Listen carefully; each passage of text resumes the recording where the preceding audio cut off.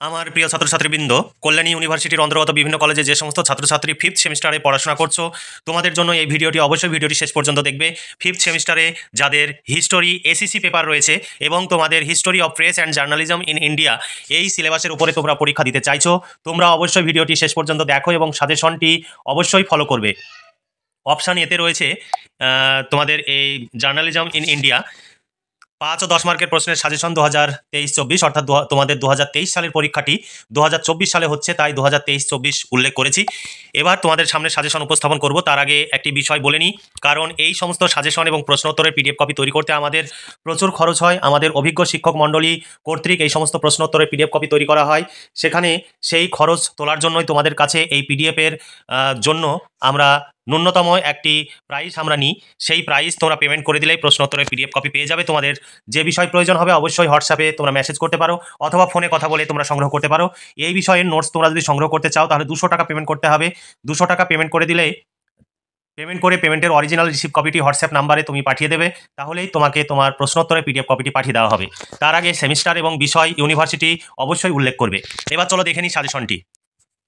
1 নম্বর প্রশ্ন, Serampore mission press কিভাবে একটি অগ্রণী মুদ্রণ প্রতিষ্ঠানে পরিণত হয়।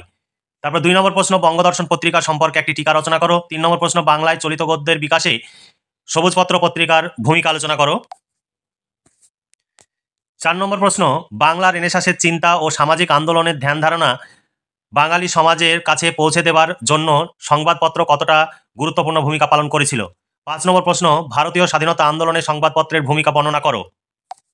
অথবা ভারতের জাতীয়তাবাদের উন্মেষে সংবাদপত্রের ভূমিকা আলোচনা করো। 6 নম্বর প্রশ্ন, ভারতের স্বাধীনতা আন্দোলনে বা জাতীয়তাবাদের উন্মেষে হিন্দু পেট্রিয়ট পত্রিকার ভূমিকা আলোচনা করো। তোমরা এই সমস্ত প্রশ্নের উত্তর তোমরা পেয়ে যাবে আমাদের পিডিএফ কপিতে। পুরোটাই কম্পিউটার টাইপ, এখানে হাতে লেখা বা বইয়ের ছবি তোলা নয়, তাই তোমাদের কোনো রকমের কোনো চিন্তা করতে হবে না। তোমরা আমাদের কাছ থেকে প্রশ্নোত্তরের পিডিএফ কপি সংগ্রহ করলে পরীক্ষায় সমস্ত প্রশ্নই কমন পাবে এবং ভীষণভাবে উপকৃত হবে। তোমরা ঘরে বসেই সমস্ত পেপারের নোটস পেয়ে যাবে, এর জন্য তোমাদের বাড়তি কোনো চিন্তা করতে হবে না। তোমাদের ফিফথ সেমিস্টারে যে বিষয় রয়েছে জেনারেল কোর্সে অর্থাৎ আর্টসের সমস্ত বিষয়েরই নোটস তোমরা আমাদের কাছে পাবে। তার জন্য প্রয়োজনে নিচে দেওয়া হোয়াটসঅ্যাপ নাম্বারে মেসেজ করতে পারো অথবা ফোনে কথা বলে নিতে পারো। ফোন করলে অবশ্যই সন্ধ্যের পরে ফোন করবে, এই টাইমে আমি ফ্রি থাকি। 8 নম্বর প্রশ্ন, অমৃতবাজার পত্রিকার উপরে একটি সংক্ষিপ্ত টিকা লেখো। 9 নম্বর প্রশ্ন, সমাজ সংস্কার আন্দোলনের সংবাদ কৌমুদী পত্রিকার ভূমিকা বা গুরুত্ব আলোচনা করো। 10 নম্বর প্রশ্ন, প্রেস কাউন্সিল অফ ইন্ডিয়ার ভূমিকা ও কার্যাবলী বিশ্লেষণ করো। 11 নম্বর প্রশ্ন, ভার্নাকুলার প্রেস অ্যাক্ট সম্পর্কে একটি টিকা লেখো। 12 নম্বর প্রশ্ন, পিটিআই সংবাদ সংস্থার ভূমিকা আলোচনা করো। 23 নম্বর প্রশ্ন, বিশ্বায়নের ফলে ভারতের প্রিন্ট মিডিয়াতে কি কি পরিবর্তন এসেছে। 14 নম্বর প্রশ্ন, প্রসার ভারতী আইন 1990 এর উদ্দেশ্য ও কার্যাবলী বর্ণনা করো। 15 নম্বর প্রশ্ন, একজন বাঙালি সাংবাদিকের ভূমিকা ও কার্যাবলী সম্পর্কে আলোচনা করো। 16 নম্বর প্রশ্ন, সংবাদপত্রের সাংবাদিকের সামাজিক দায়বদ্ধতা সম্পর্কে আলোচনা করো। সংবাদপত্রের সীমাবদ্ধতাগুলি লেখো। 17 নম্বর প্রশ্ন, ইউএনআই সংবাদ সংস্থার উদ্দেশ্য কার্যাবলী বা ভূমিকা আলোচনা করো। 18 নম্বর প্রশ্ন, প্রিন্ট মিডিয়া ও বৈদ্যুতিন বা ইলেকট্রিক মিডিয়ার মধ্যে পার্থক্য লেখো।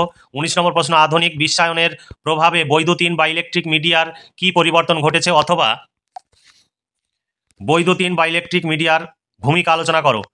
20 নম্বর প্রশ্ন, হিকির বেঙ্গল গেজেট পত্রিকার পরিচয় দাও। 21 নম্বর প্রশ্ন, সোমপ্রকাশ পত্রিকা সম্পর্কে সংক্ষিপ্ত আলোচনা করো। তোমরা যদি তোমাদের ফিফথ সেমিস্টারে 4টি পেপার রয়েছে, 4টি পেপারের প্রশ্নোত্তরের পিডিএফ কপি যদি একসঙ্গে সংগ্রহ করো তাহলে 700 টাকা পেমেন্ট করতে হবে। আর প্রতিটি পেপার আলাদাভাবে সংগ্রহ করলে প্রতি পেপারের জন্য 200 টাকা করে পেমেন্ট করতে হবে। শর্ট প্রশ্ন এবং বড় প্রশ্ন উত্তর সহ কমপ্লিট পেয়ে যাবে, সেই সঙ্গে বিগত বছরের শর্ট প্রশ্ন এবং বড় প্রশ্নের উত্তরও তাতে থাকবে। তাই তোমাদের কোনো চিন্তা করতে হবে না কোন প্রশ্নটি কত সালে পড়েছে, তোমরা একদম কমপ্লিট সমস্ত বিষয় এই পিডিএফ কপির মধ্যেই পেয়ে যাবে। 22 নম্বর প্রশ্ন, সামাজিক আন্দোলনে সংঘবদ্ধ করার ক্ষেত্রে সংবাদপত্রের ভূমিকা আলোচনা করো। 23 নম্বর প্রশ্ন, সাংবাদিক হিসাবে গৌরকিশোর ঘোষের ভূমিকা উল্লেখ করো। 24 নম্বর প্রশ্ন, ভারতের প্রথম প্রেস কমিশন 1952 গঠনের উদ্দেশ্যগুলি বর্ণনা করো। 25 নম্বর প্রশ্ন, প্রেস কাউন্সিল আইন 1978 সম্পর্কে যা জানো লেখো। এই ছিল 25খানা তোমাদের প্রশ্নের সাজেশন। তার মধ্যে 20খানা প্রশ্নে স্টার চিহ্ন দেওয়া রয়েছে। এই 20খানা প্রশ্ন তোমরা খুব ভালোভাবে পড়াশোনা করলে 90% কমন পাবে, আর 100% কমন পেতে হলে এই 25খানা প্রশ্ন তোমাদের অবশ্যই পড়তে হবে, তাহলে তোমরা 100% কমন পেয়ে যাবে। নিচে এই সাজেশন অনুযায়ী প্রশ্ন উত্তর রয়েছে একদম সিরিয়াল অনুযায়ী, তবে কোনো দু একটি প্রশ্নের ক্ষেত্রে সিরিয়াল হয়তো আগে পরে হতে পারে। তোমরা এখানে দেখতে পাচ্ছ পুরোটাই কম্পিউটার টাইপ। আমাদের প্রচুর খরচ হয়, আমাদের সমস্ত বিষয়ের শিক্ষক রয়েছে, টাইপিস্ট রয়েছে, যে কারণে আমাদের প্রচুর খরচ বহন করতে করতে হয়। আর ইউটিউবে সেইভাবে ভিউজ না হয়, আমাদের রেভিনিউ জেনারেট হয় না।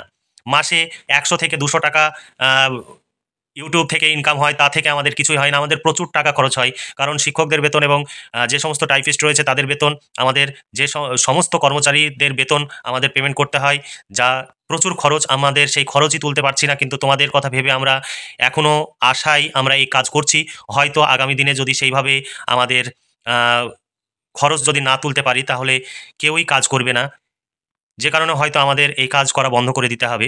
তার জন্য তোমরা যদি তোমাদের ভালো চাও, এইভাবে যদি তোমরা আমাদের পাশে চাও, তাহলে অবশ্যই আমাদের সঙ্গে সহযোগিতা করবে, আমাদের পাশে থাকবে এবং সমস্ত রকমের তোমরা আমাদের সাহায্যের হাত বাড়িয়ে দিবে। তোমাদের অন্য কিছু নয়, তোমরা নোটস নেবে, তার বিনিময়ে একটি অর্থ পেমেন্ট করবে। এখানে কারো জন্যই কোনো বাড়তি অ্যামাউন্ট নেওয়া হয় না, সকলের জন্যই একই প্রাইস। যারা অনার্সের ছাত্রছাত্রী তাদের জন্য 250 টাকা প্রতি পেপার, আর যারা জেনারেল কোর্সের ছাত্রছাত্রী প্রতি পেপারের জন্য 200 টাকা। তবে কিছু কিছু পেপারের জন্য 150 টাকা করে আছে।